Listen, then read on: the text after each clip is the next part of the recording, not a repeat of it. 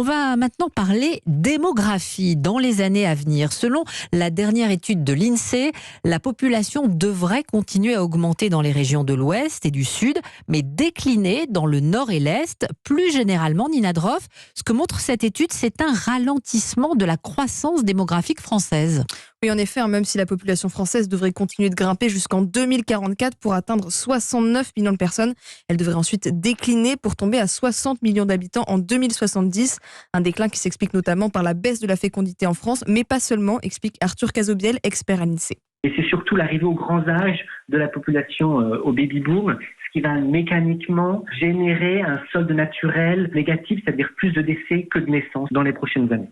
Et vous l'avez dit, toutes les régions ne seront pas affectées de la même manière. La population de l'Occitanie, des Pays de la Loire, de la Bretagne devrait continuer à augmenter, mais de moins en moins vite. Alors qu'un tiers des régions va perdre des habitants d'ici 2070, parmi elles la Bourgogne-Franche-Comté, le Centre-Val de Loire ou encore les Hauts-de-France. Des disparités qui sont causées par des écarts d'attractivité migratoire. On a typiquement des régions du nord et de l'est de la France qui ont des déficits migratoires relativement importants et inversement des contributions très positives du solde migratoire dans les régions de l'ouest. Seule la France d'outre-mer, qui garde un taux de fécondité élevé, continuerait à avoir une croissance exponentielle de sa population dans les prochaines décennies. Nina Droff.